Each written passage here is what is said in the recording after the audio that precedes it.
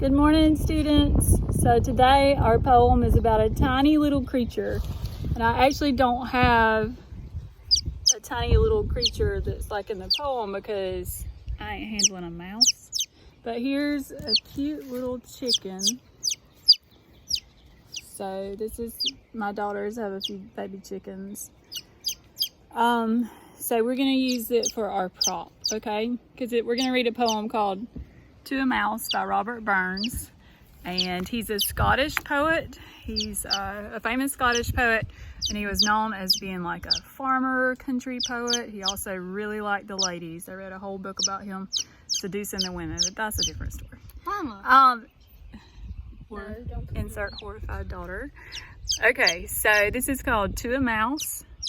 Of course, I'm going to be reading it with Jasper. a southern accent. Jasper.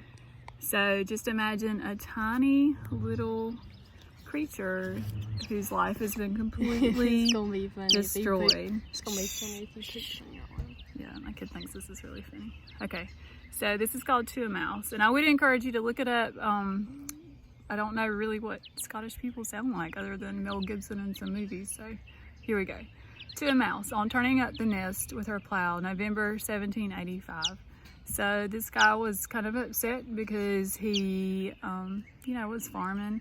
And when you're plowing a field, you do destroy nature and flip up some little creatures' houses and stuff. So he must have torn up a burrow. When I was a kid, I always really liked this movie called The Secret of Nim. Is that what it's called, Madeline? Yeah, about this. It's really an awesome story. Y'all should watch it. It's part of your homework.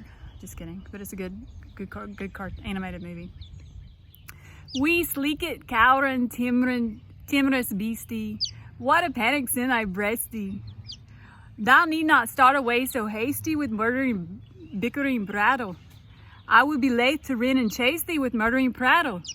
In other words, poor little old creature. It's all right, dog. I'm not coming after you to kill you. Yeah, okay. I'm truly sorry man's dominion has broken nature's social union and justifies that ill opinion which makes thee startle at me, thy poor earthborn companion and fellow mortal. So the speaker relates to the creature. We're all just creatures. I doubt not whiles, but thou may thieve. What then, poor beastie, thou maun live? A Damien Icker and a thave, some my request. I'll get a blessing with the lave and never miss it. That wee bit housey too in ruin. That's the part I get. His house is messed up.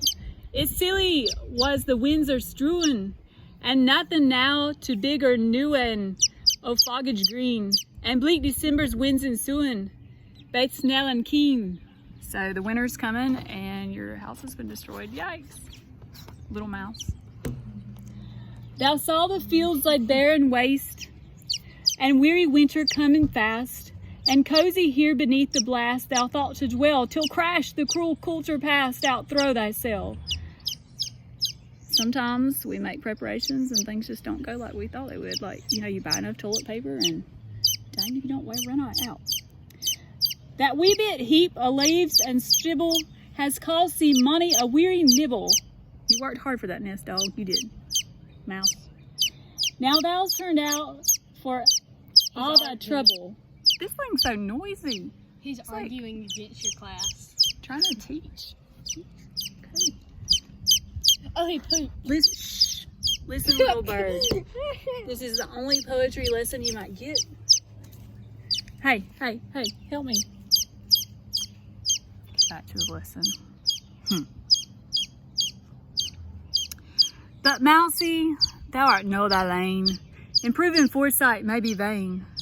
The best laid schemes of mice and men gang oft agly, and lead us not for grief and pain, but promise joy. Sometimes we make plans, and no matter how hard we work on those plans, they just don't turn out like we think they will. Still, thou art blessed compared with me. Little mouse, you're better off than I am, a human man. The speaker, not me. The present only toucheth thee. Animals only feel the present. You're only in the present moment. But I backward cast my eye. I look back on prospects drear, and forward, though I cannot see, I guess and fear. So as a human man, the speaker looks back and regrets some things and looks forward with anxiety and fear. But he says the mouse does not, even though he has great compassion on the small creature. Oh, the other one pooped. Shh. Madeline watches a lot of Dr. Pole. All right, love y'all. Bring me some poems. Yeah, this poem was in my mind last week, and I thought it was just because of, I like the musicality and the challenge of the colloquial language. You know, we're not the only ones who speak in country, rural dialects. But back in the late 1700s, this Scottish guy was using his local language too. But then when I started listening to it again, I'd be so mad if this thing poops on my shoulder. When I started listening to it again, I realized that we were going through a lot of time of uncertainty. So in the past, I've always liked the poem because I don't really like to have things scripted out as a perfect plan. I like to go with the flow and use intuition and an organic approach to life. But which doesn't mean I don't plan. It sometimes means I overplan and then decide which one I'm using as I get there. But yeah, but it seems relevant for some of the unexpected things that have happened to us in 2020. So thinking about you kids, and hope you're having a wonderful day, and look forward to when I can see you again in person. Bye.